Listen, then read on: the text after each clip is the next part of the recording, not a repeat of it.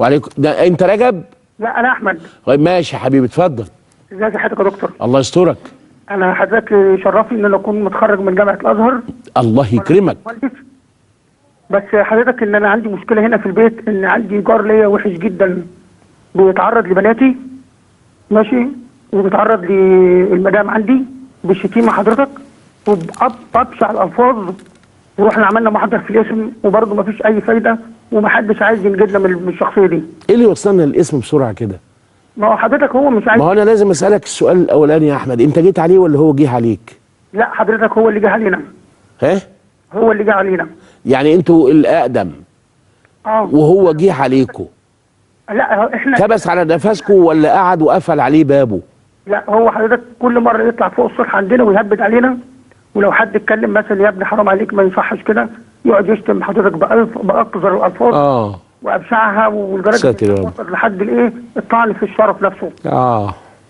فطبعا ما فيش حد عايز يرجعه ابدا ولا اي حاجه، ولا عايز يرتجع. ان شاء الله يسمع منك كلمه النهارده يا احمد في الموعظه الحسنه، وربنا يكرمه ويرتدع. ان كان احمد صادق فانا عايز اقول لمثل هذا الجار ومثله كثير. انا ما بتهمش جار احمد على فكره، عشان يحل عن سما احمد وما يقولوش انت اشتكيتني للدكتور مبروك، والدكتور مبروك قاعد يديني على قفايا، وانا ما بديش حد على قفايا. بس عايز اقول اللي زيه، مش انتوا عايزين ربنا؟ انتوا مفكرين ربنا ركعتين ورمضان ومصحف وعمره وحج؟ اللي عايز ربنا يحسن الى جاره.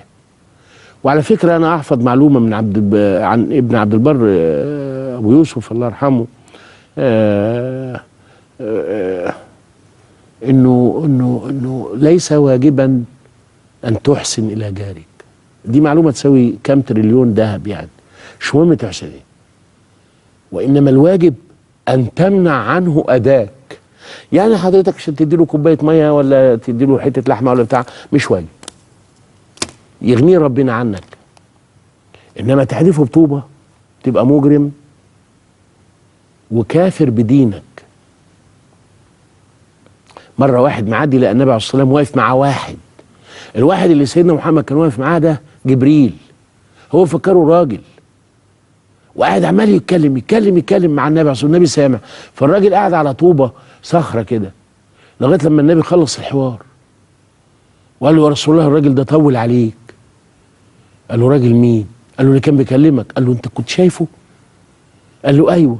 قال له ده جبريل ما زال يوصيني بالجار حتى ظننت انه سيورثه. يعني النبي اعتقد ان جبريل هيقول له خلي بالك يا محمد، اذا مات راجل وساب بنت مثلا وزوجه وجار، الجار ياخد التلت ولا بتاع، البنت تاخد النص.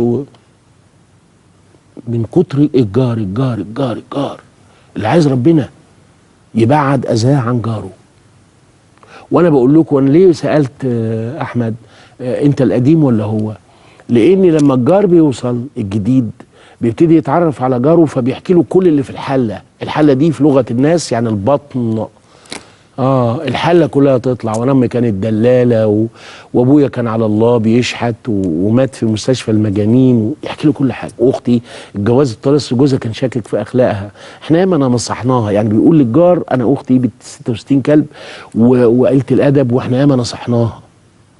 ولما جابت عيل في الحرام دفناه لها بالليل وقلنا لها عقلي بقى برضه ما هديتش. تخيل الكلام زي ده يطلع للجيران، يا نهار اسود. هو فكر كده انه فش البالونه فسفست وارتاح. ما يعرفش ان في اقرب يوم للنكد جاره هيسحب له كل السي في ده. يا هادي اللي اختك كانت يجي دوكها قتله بقى وبتاع. يا ابن الحلال عشان جيرانكوا تبقى جيره كويسه تدخلش في جارك ده في اي موضوعات خلاها ربنا غير انا فلان الفلاني بشتغل في المكان الفلاني، او راجل اعمال او اعمال حره كده بس. ولما تلاقيه بيصوت قول له مالك يا عباس، لله البقاء يا اخويا. ولما تلاقيه بيقول قول له الف مبروك يا عباس. لا تقعد ولا تضيع وقتك ولا تدخل في سمر انك ما بتعرفش تعمل سمر.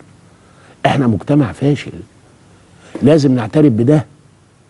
لما نعرف نتكلم رجب تاني فان شاء الله جارك يكون بيتقي الله فيك او هيسمع كلامي ويمنع عنك اذاه عشان يدخل جنه ربنا. قول يا رب.